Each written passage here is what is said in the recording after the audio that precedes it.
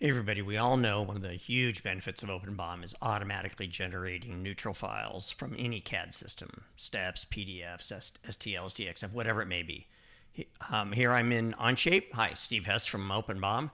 I'm in Onshape and I built a BOM for a Volkswagen driveline. It's got about 150 unique parts and I generated over 300 neutral files.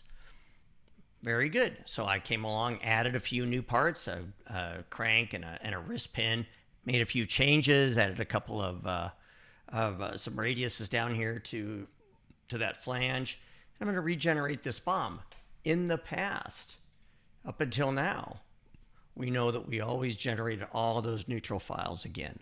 The July 2025 release, we bring Smart Sync to neutral files, and OpenBOM looks at each case.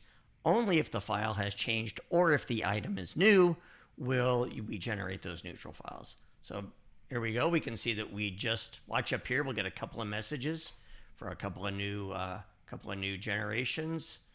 And after a quick reload, we will see that we have all the neutral files for the new parts.